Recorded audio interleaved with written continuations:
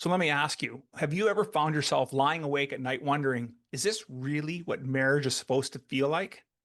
Maybe you've done everything right. You've provided, you stayed loyal, you even showed up, and yet somehow you end up by being a stranger in your own home.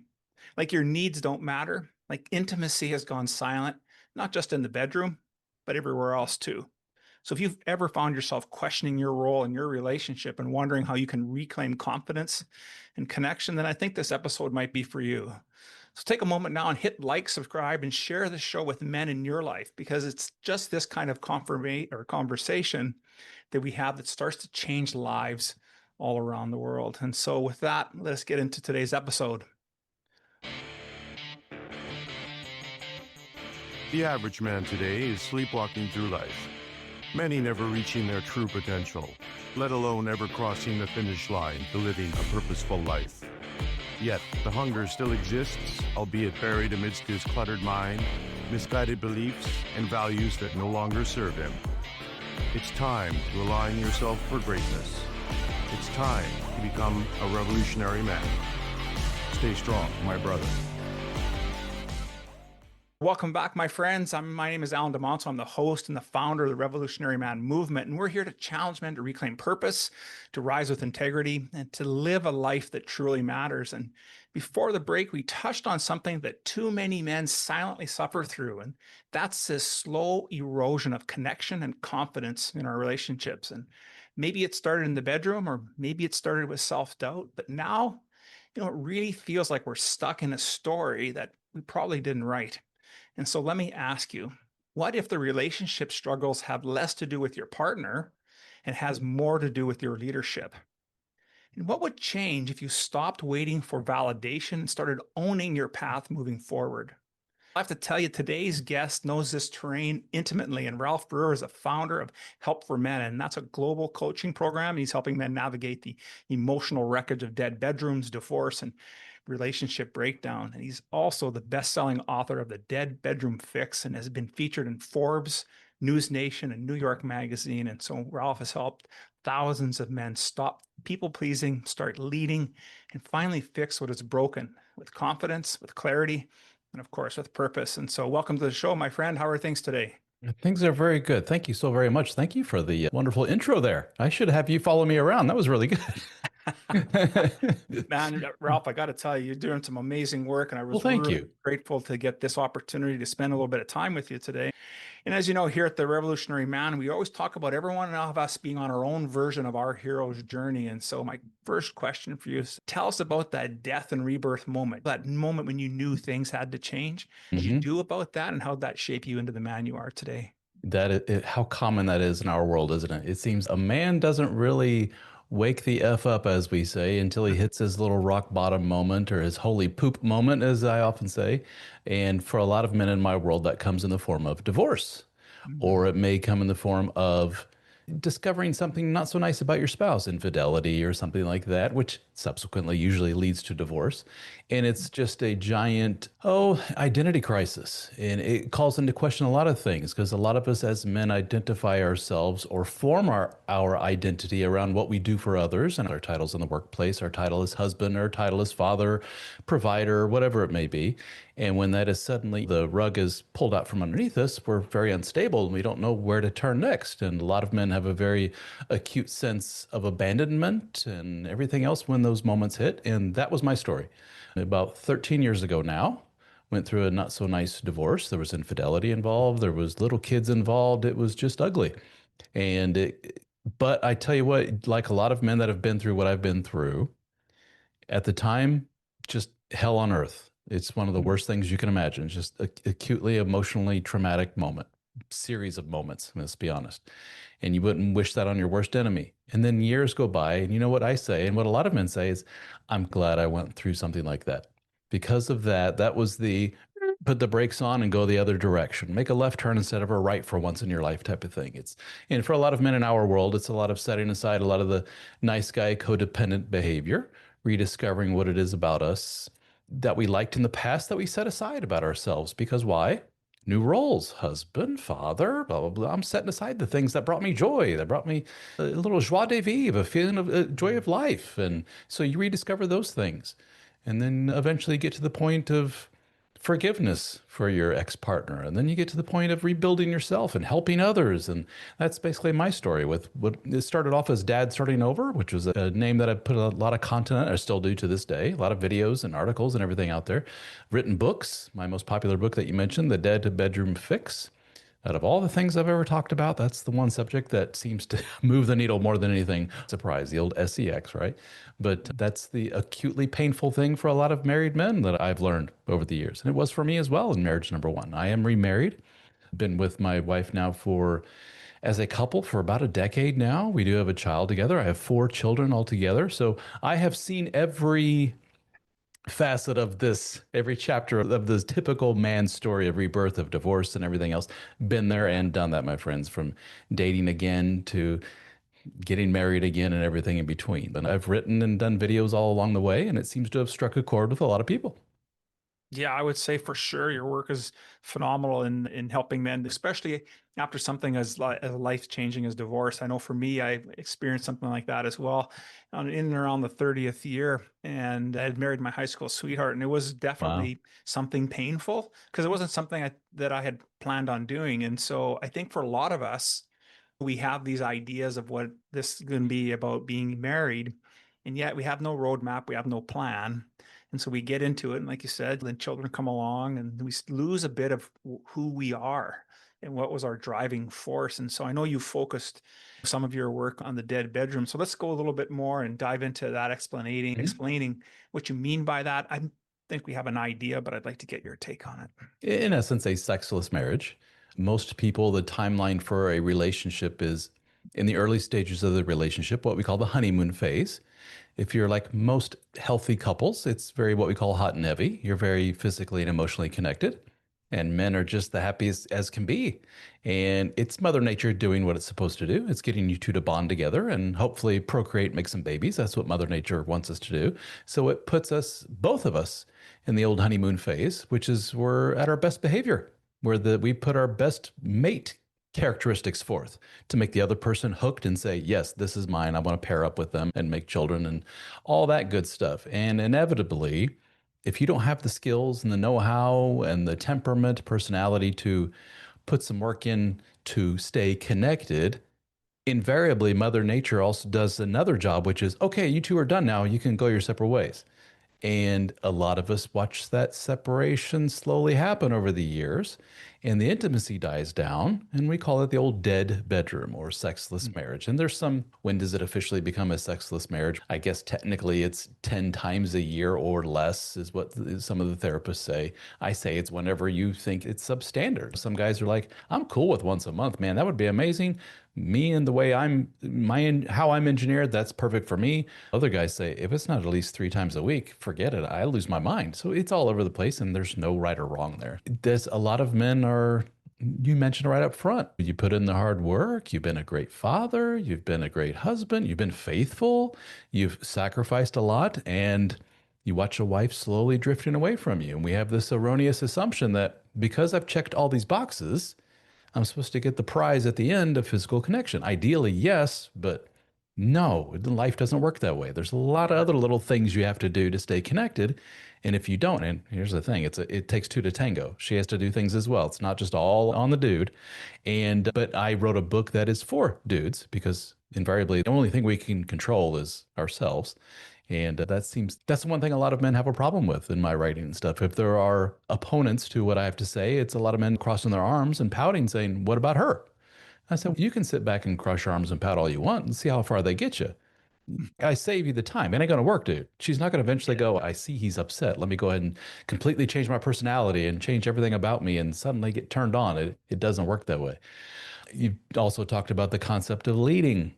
That has a lot to do with this. It's not the be all and end all. You can't necessarily lead every human being into acting the way you want them to, but there are some, and it sounds politically incorrect, old fashioned, if you will, but there are some roles to the man, the masculine role, 100%. which includes something like setting the tone in a relationship and leading in some ways. And if you drop that and just set it aside, we see a whole lot of problems happen in relationships. One of which is the reduction of intimacy between the couple. We see that all the time. And a lot of men can relate to that. simply because no one ever showed them how to do it otherwise. Yeah. That they sat back and watched their mom and dad have a very meh relationship. Grandma and grandpa were together for 60 some odd years. You have no idea what their bedroom was like. You don't want to know what their bedroom was like. That's a very uncomfortable thought, isn't it? But now, at older age, or you sit back and go, no, they weren't the most romantic people either. Grandpa did his own thing and he spent a lot of time fishing and at the hardware store and all these other things. And grandma was in the kitchen and hanging out with her girlfriends. And yeah, come to think of it, they weren't really that intimate, whatever that means either. And so we had a front row seat for that's how couples are supposed to act. And unfortunately, that doesn't equate to a whole lot of sexiness. And you bring up a ton of points there, and I just like to touch on a few of them. You're absolutely right. This idea of leading and taking a leadership role does put the onus on us men to change and do things that we are in control of. But that doesn't necessarily mean that everything is going to change on the other side. However, I'm sure in your doing the work that you do, as I do in my areas, that's not the idea of it. We don't do something out of that selfish gain because if I change, then I'll get more sex or I'll have more of this. That might be the outcome. And hopefully as the healthy relationship evolves and changes, that might come back online. But the more important part is about, are you really reclaiming who you are? Because nothing's worse than being in a relationship where you're so codependent that you lose what aspects are. And that wasn't the story of my first marriage for sure. Today it's a different story. I'm so blessed to be married to the individual that I am, and that she will come right out and tell me, Alan, I need you to lead. Man, I don't know if when the first time she said that to me, that felt like a dagger right in my heart. Not from because that she was upset or hurt, but she just was. It was more of an ask. I need you to do this. And when I stopped to think about that, how more powerful can you be asked to be given a task to show up that your spouse wants you to lead and is asking you to do it? So I could have chosen to say, well, I'm not gonna. And then what does that leave for a relationship? Or we can Mm. take it and actually lead and then get into it. What are your thoughts on that? Or you could have taken it in the direction of having your feelings hurt, that she was exposing a deficiency in yourself. And you're like, oh man, now she doesn't. The very anxious take on the whole thing, a very insecure take is when your partner says, hey, I need you to do this. You get very defensive. What do you mean I need to do that? Am I not good enough as who I am? I thought I was doing that. Or you can be like, pause. Let me think about this. This makes me feel a little upset. What is it that upsets me about this? But it hits me below the belt, and maybe I'm not leading. You know what? She's probably right. Yeah. Thank you for telling me. Appreciate it. Yeah. That is in itself, in your reaction, a way of leading, a way of being masculine, of just, I hear you. Cool. Thanks for letting me know. Appreciate it. But, or you may completely disagree with whatever she brings to the table. It may not be a disagreement about leadership or whatever. It may be, I think you're falling on this. You go, okay, I can see where you're coming from, but hear me out. And that's a very adult back and forth. I talk about the anxious thing.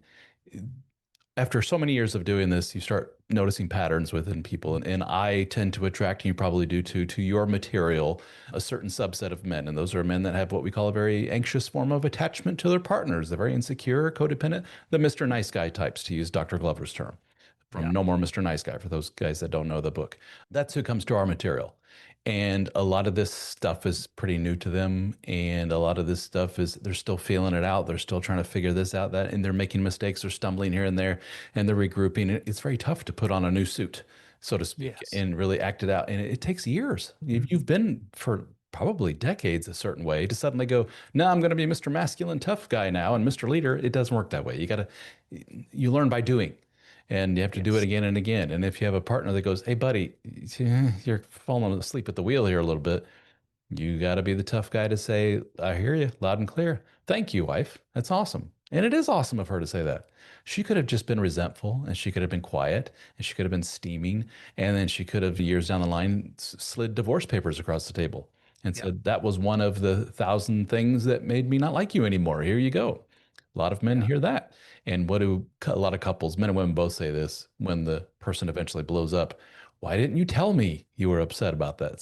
So she's giving you a gift. I'm a little upset or a little perturbed about something. Here you go. I see nothing wrong with it. And in fact, we got to toughen up a little bit. That's one of those, if you want to be in a long-term monogamous relationship with somebody and keep it going, not just the sexy, but the connected part, whatever that may mean for you, you got to have those difficult little moments like that.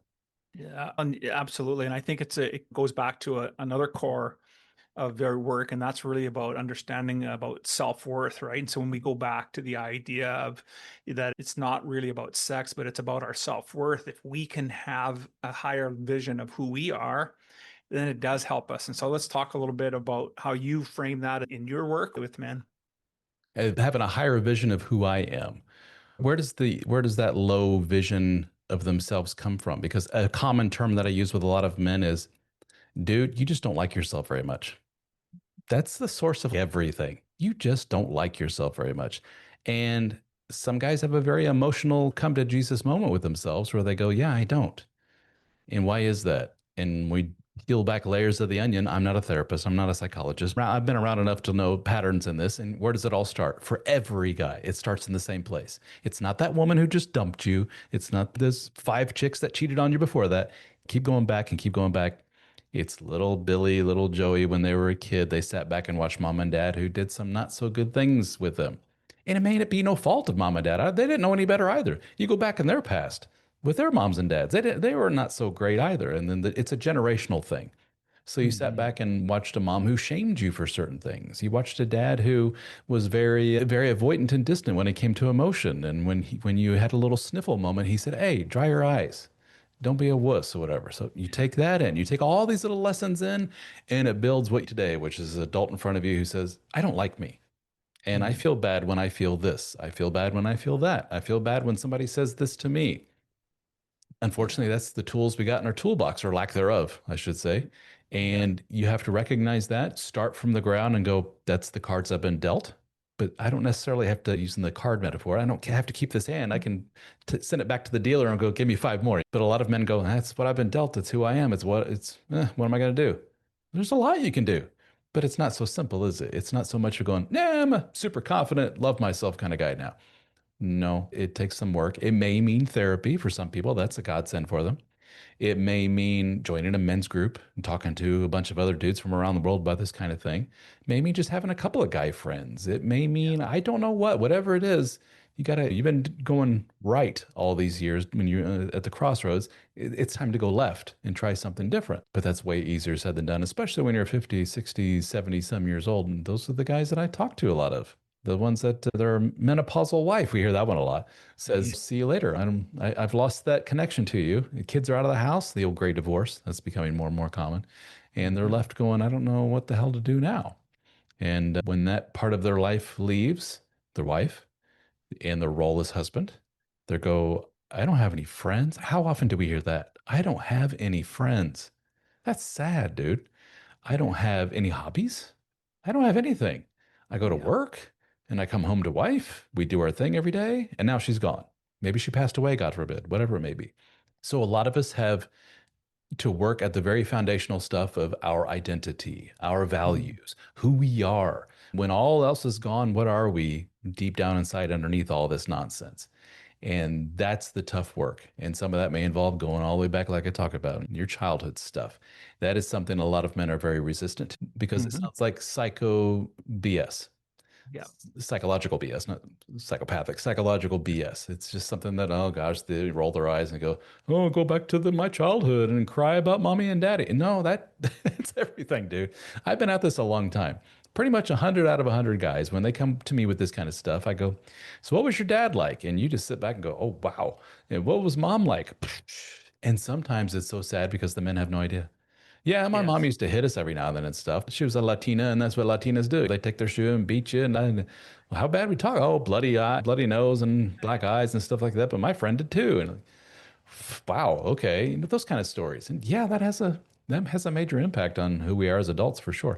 And I have my own baggage from my childhood. I didn't get into the mess that I got in just out of happenstance. I didn't marry who I married Yeah. and befriend who I befriended and so on and so forth. It all ties together. And the good news is you don't have to, again, you don't have to play the cards you've been dealt. You can send it right back to the dealer. And I think that's what we're doing.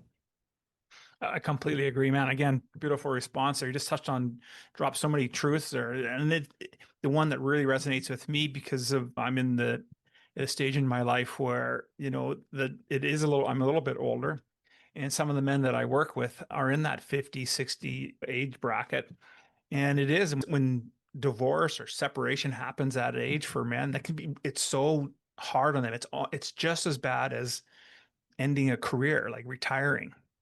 And because we don't have at least with retirement, you can have a go-to, some other hobby or something else to give you some meaning and purpose. But if your whole life is basically friendless, or you have two dudes that you hang out with once in a while, and everything is surrounded in your relationship, it can be so devastating for guys. And it's hard for them to get out of it. And I agree with you.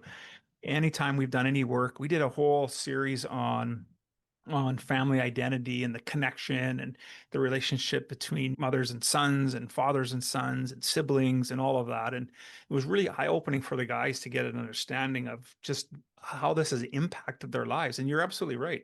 We tend to marry our mothers in some aspect. Mhm. And so if we can understand how that's happening, then we don't have to be our fathers. We can be something different if we're conscious enough. And unfortunately, life gives us hints along the way, but yeah, unfortunately, we need a 2x4 before we finally wake up to actually do this work. And I think that's why men's work is so prominent today.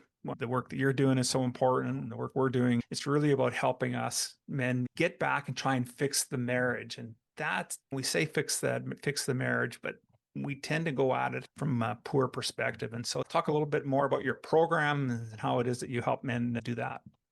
Yeah, we have our private group that we call the Brotherhood at helpformen.com, and you can learn more at helpformen.com/join. We actually have a special, and I was looking it up here while you're talking, so I want to make sure that I have the page. We have a special page set up just for your listeners. You can go to helpformen.com/revolutionary man, all one word, helpformen.com/revolutionary man.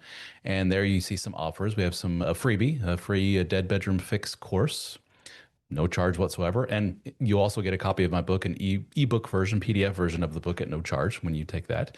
And then we have discounts on coaching with myself one-on-one, and discounts on the Brotherhood, which is our community for men. And we get together in private forums. We get together in live Zoom meetings. We get together in person. We're having our 6th annual conference in the States coming up next year.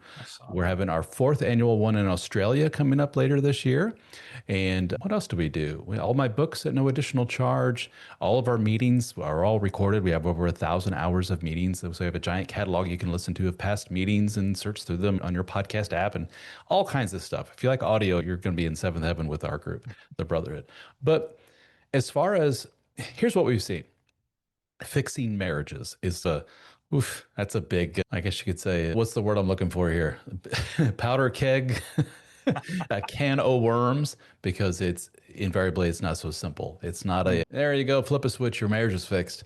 You hear these stories. What's the common phrase we often hear? I read your book, and Ralph, I swear this is the dead bedroom fix, they'll say. And I swear everything is great except for the sex. She's a great woman. She's a great mother. We get along great, blah, blah, blah. Okay, hear that often. Usually complete BS. And he may not even know it. And you listen to the man, you listen to stories, and you go, time out. Explain that again. What happened the other day? And you listen and you go, that's not good.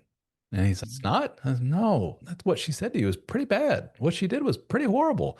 Or what she did there is pretty suspicious. Have you ever considered another man? Oh, my friend says the same thing, but no, there's no way she would ever do that. My friend, she's showing a lot of signs here. And then you realize a lot of these men just completely have no idea. They're just ignorant. They're not dumb. They just literally have no idea. They have no role model for what a good, healthy, long-term relationship looks like, because their childhood was a wreck. Their mom and dad were the most loveless couple ever, or dad took off, mom took, whatever it may be. And it's usually, like I say, a generational thing. So with those guys, it's not so simple of you just need to man up and your woman will turn around and be amazing. Sometimes we hear flat out mental illness on the part of the wife. One of the most blatant examples of this that I have heard, and I quote this often just as a super extreme example. The man will say things about his wife, and I'm wide-eyed going, what you're describing to me sounds something like paranoid schizophrenia. And he's, yes, she has been diagnosed with that. I'm like, okay, that's something to lead with. Maybe you should tell me that up front. That's a pretty huge thing, dude. Yeah. So why are we talking here? And he says, because I'm really thinking about it, and I read your book and everything. And I think if I get six-pack abs, it will bring about something in her to cause her to really turn things around and change and take her mental health seriously and blah, blah, blah. So he is convinced that if he just becomes a super alpha male, Greek Adonis looking guy, that she will be like, oh, you know what? Mental illness, let's set that aside. I'm now your devoted wife. I'm like, sir, You have a lot bigger things to worry about than six pack abs, for goodness sakes. That's not good. It's a much deeper Yeah. thing. Your poor wife is mentally ill, my friend, and she's Hmm. been in inpatient care, and she's been this and this. She's harmed herself. She's done all these things, and some of these men just have the codependency. Woof, talk about runs deep. They're just like, no, I'm pretty sure I can fix this. I can fix this. And that's a very man thing combined with a very codependent thing. I'm a dude. I've read your book. I'm very energized. I know I can fix this. And sometimes I'm sorry, no, you can't. And that's not a weak thing. It's not a you're less than thing. It's not an anti-marriage thing. That's how a lot of men take it. We have a lot of men in our world are very religious and conservative in nature because they're very hang on to their marriage. They take marriage very seriously, which is great, but Yep. it can go too far. And Yes. I've spoken to some men who it's caught my wife in her fifth affair. What are you doing, dude? I take my vows very seriously. I don't just give up on this. And I met with my pastor and I met with this person and that person, and they all agree. My pastor had something similar in his past, and he and his wife worked through this or whatever it may be. Okay, go on. And then the wife also has a drug problem. I'll say, dude, there's only so much you can do here. Now, we could be mean and call them a simp or whatever the term is these days for a weak man. It's just a guy who just has a lot going on up here. He doesn't know any better. Yes. He's not weak. He's just ignorant, I guess you could say. He's had a lot of negative examples in his life up to that point. And if you listen to him, he doesn't have a whole lot of strong men in his life to lean Right. on. He's put a lot of onus of his mental health and everything on the shoulders of his wife. And Hmm. obviously that's very shaky ground. And he's scared. He's a scared little Yeah. kid. He doesn't know where to go next. And that's okay. It's all right. There's a lot of guys been there, done that, dude. I had one guy tell me years ago that when he went through what he went through, it was like being abandoned in the old like J.C. Penney's or one of those stores when we were kids. Yeah. Macy's or whatever that just has everything, these giant stores. And you're looking at something and you turn around and mom is gone, and you're in what's that moment of panic? Where the hell did mom go? And you're looking around at strangers, everything. That moment of what do I do next? Oh my gosh, I've been abandoned. I'm scared to Right. death. He said it's like that. I was like, it's exactly like that. That's exactly what it is, and that's scary. That's what a lot of these guys are facing, and they don't want to face it because without her, no matter how broken, for lack of a better term, she may be in our relationship is, at least it's familiar. At least I know what's going to happen tomorrow. At least I have my title of husband and father. Yeah. At least I have all this veneer, if you will, of Yes. facade, if you will, of normalcy, of comfort. And I can't let that go because without that facade, what do you have to do? You have to face what's really going on in here. And that's scary. And without a support group around you, that's extra super duper scary for a lot of guys. Yeah, absolutely. I was just sitting there thinking about, and that's that pivotal moment. Really, it is their death and rebirth moment. But what they've rebirthed is this idea of this insecurity piece. And so the gentleman only has one thing to hang on to, and that's what he's got with his wife. And then the other thought was coming through as you were talking about that. I was going back to some of the work we did with some archetypes, and it really sounds like for lots of us men, we get stuck in this hero aspect. So this is the immature masculine, and it's a bit of a leap to get to that more of that warrior aspect where you're there and but you have set some healthy boundaries, you have some respect for it, you understand where you are in life, but we don't always get there. And I don't think you can get there from reading a book and doing things on your own. You get there through being in community, being in around with other men to help with that guidance and be mentored through it. Because if we don't Hmm. have that, then I think we stand up by staying stuck. And I don't have any, and I haven't have yet to have that deep of a conversation with any of the men in our groups, but I totally can relate to some similar stuff like that, where we get caught in this, the immature masculine, I call it, aspect of our lives, and it's helping them see the transition that needs to be made. And then Hmm. that's where you said it's not going to happen overnight. As I tell all the guys, this is going to be messy. It's going to be messy. You're going to start to change and evolve. And believe it or not, she probably likes and is okay with the way it was before and may not like the change that's happening, but it That's is for the better yeah. anyways. And so it's just about leading is about being consistent, showing up consistent, doing what you need to do, and eventually things start to happen and start to roll. And so we're really starting to talk about helping men move from this opportunity of where they're either being completely rejected, whether that's through divorce or through a betrayal or being broken. But it's really about helping them heal. And I've touched on a little bit of stuff. And so let's talk a little bit about that idea of what it means to heal wounds for us men. Well, it probably varies man to man, doesn't it? Situation. Yeah. It sounds like a cop out, but it really is very different. It all begins with the really deep stuff, such as your identity, who you are, figuring out who the hell you are, what your values are as a man. It's not just what your title is as a man. I'm a dad. Okay, that's cool. Anybody can be a father. Anybody you can biologically create another human being. Most of us can. Anybody can be a vice president of sales of Acme Company. Anybody this isn't who you are. Those aren't your values. That's not your real deep down identity. Let's dig to the core of exactly who you are, what you stand for. That's the core of all this.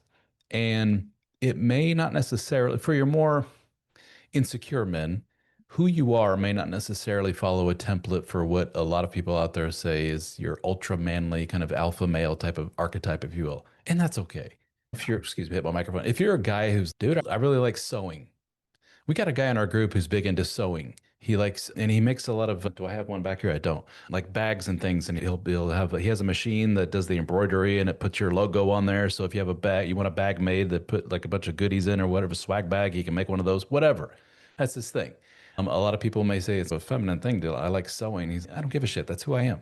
It's like, good for you, dude. That's awesome. That's a very micro example of it's just it's very tough for these men because there's so much shame involved in who they are and they don't like themselves an awful lot. And there's a lot of conflicting messages out there and there's a lot of bullshit out there about be a super duper man, which means stepping on the necks of women, which means talking down to the weaker dudes out there instead of lifting them up, which means putting on a little bit too tight t-shirt and getting the big sleeve tattoos and all these, which are awesome if you're into that. Hey, whatever. But a lot of men think it stops there. I did it Yes, right. And nope, still haven't. You're still the same scared little dude inside. So that's right. it takes a lot. So whatever it is that gets you to that deeper understanding of exactly who I am, what are my values, what's my identity, and all this. That's in my mind what healing is, and that's where it begins. So, whatever it takes for you to get there, if it means you end up put in jail because you were drunk, face down in the gutter somewhere, and that's your moment, and it all starts from there, then that's what it is. Well, this guy over here gets the divorce. Well, this guy over here just got fired from his job, and he's like, I don't know what to do if I'm not the head of IT of company, and all my skills are now outdated, and oh my gosh, who am I exactly without this job and without this title? That's where it all begins. So, healing, are we ever 100% healed, any of us? It's always an ongoing thing, isn't it? Day to day, you have bad days, you have bad weeks, horrible months, but you keep going and you keep going and you learn and you're a little bit better and you help other people and you realize there's no such thing as perfect here. We talk about a lot of insecure men that I deal with. You can always tell the guys that are really insecure because what really touched them the most in my book was the one chapter devoted to physical health, because that's a shallow surface level. Mhm. I can do that. I can go to the gym. I can cut my calories to 1,800 a day. I can go to the gym 7 days a week. And then a year later, look at me, huh? And nothing. Then they realize still not quite right. Damn it, the wife still doesn't want me. Damn it, I'm still that scared little kid. Damn it, I still had a panic attack the other day. Damn it. You haven't healed, have you? But if you would That's have asked him 9 months ago, he's like, look at me, I'm completely new dude. Yeah, good for you, man. You look great. You look amazing. Yeah, you're turning heads. Even dudes are like, look at that guy. yeah. But still, it's not quite there yet. And in fact, just as an aside, that chapter is also the one that pisses off guys the most because they think that that's a very shallow thing and that shouldn't matter. It's how you look and how you carry yourself and your confidence does in fact matter. Yes, looks and everything else do matter. That's a kind of a shallow aspect of the whole mating game, but that's not the whole thing. Always Mm. both guys. I'm like, guys, the guys that throw down the book in disgust, keep going. Guys that are like, yeah, I'm stopping here. No, keep going. There's more to it than just the one chapter on looks. It's just the one that seems to be the most superficial and impactful to your insecure guys, one way or the other. It's interesting how that works. So I guess long-winded way of saying the healing, it doesn't ever stop. But Yeah. and I think because that work is so deep and it's so Mm. complicated for so many men, depends on where you're at in life. Yeah, again, and I go back to that's why community is so important. I think that's why being mentored by individuals such as yourself is so critical. I think it's really important for Everything. us men as we're growing and learning that we are diving into the never-ending onion. It will always have another layer to peel, to reveal, to heal, but it also requires us to be able to be, truthful with ourselves and be willing to lean into it. And of everything that we spoke about today, Ralph, and maybe there was something we didn't get a chance to touch on, if there was something you'd want to leave our listeners with today, what would that be? You hit on community a lot, and it is something that goes against kind of this lone wolf alpha male mystique archetype, whatever you want to call it, that is so pervasive now, which is so silly. There's absolutely positively zero wrong with raising your hand and going, need a little help here. And that is something so many men are resistant to. And that is quite frankly, if you're listening to this and you're like, yeah, I'm an introvert. That's how a lot of guys hide behind that title. I'm just an introvert. Me too. But the turning point for so many men where they went from meh to, all right, now I'm getting somewhere is in fact when they went, little help here. Every single, and I'm not joking, every single solitary dude that I've looked up to in the past that I consider like a great man in the business world or whatever it is, you listen to the story and you're like, oh, wow, that dude's seen some hard times. Oof. Somebody had a dad who abandoned them. Somebody was abused as a kid. Somebody was a foster kid. Somebody went bankrupt 3 times and business failed 8 times and they lost 2 marriages, whatever it is. And you just listen going, oh my. But they just kept going and kept going. And they all raised their hand and said, need a little help here. I was involved with a business community for a while there where I wasn't in their community, but I helped them and I got to know a network of business guys, all wealthy CEO types and self starting entrepreneurial types. And they were all part of 3 or 4 networking groups where they all got together and spoke. And that was my introduction to that world. Before that, I knew of getting together with people in meetings, but to purposely join a group and pay money and go to outings and then fly out to Vegas for outings and go to California for some kind of meeting. And they were just, and they loved it and they couldn't stop talking about it. And I got to hear them talk amongst each other. And that was when I realized that's what successful people do. They Yeah. say, I need a little help here. That's what they're all doing. Need a little help here. And I want to be there. That guy's done it before. Hey, get over here and tell me how you did it. And then I'll Yeah. in turn help you with how you did it. That's community.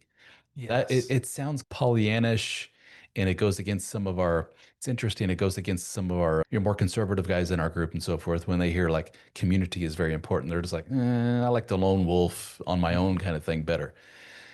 Dude, for generations, we have realized just how important community is. It takes a village to raise a kid. I don't know who said that originally, but that's true. It absolutely Yeah. does. It's not just a man and woman. How many times we've heard the whole, we moved 1,000 miles away from my family because of some career thing or whatever it may be. And now we're divorced and oh shit. And I'm all alone with these 4 kids half the time. And oof. Yeah, Yeah. you're not supposed to do that. You're supposed to stay close to the extended family and community that you've worked and built, and you all help each other out. God forbid. What a novel Mhm. concept. But that's something we're all getting away from. That is huge. Yes. Yes, we sure are.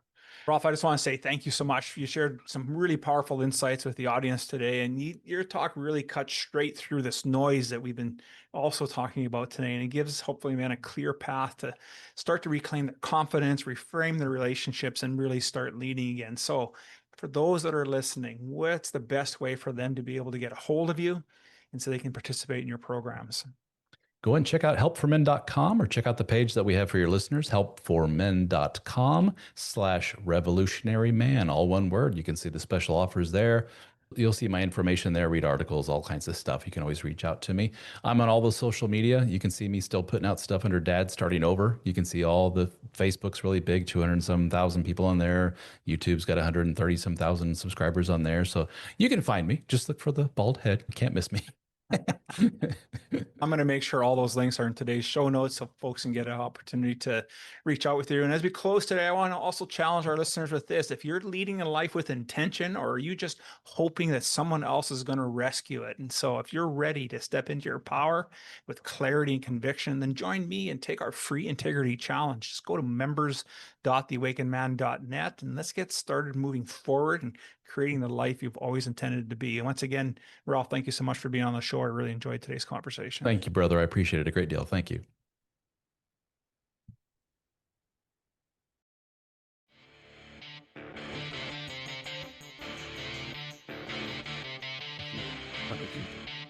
Thank you for listening to the Revolutionary Man Podcast.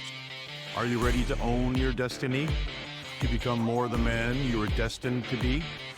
Join the brotherhood that is The Awakened Man at theawakenedman.net and start forging a new destiny today.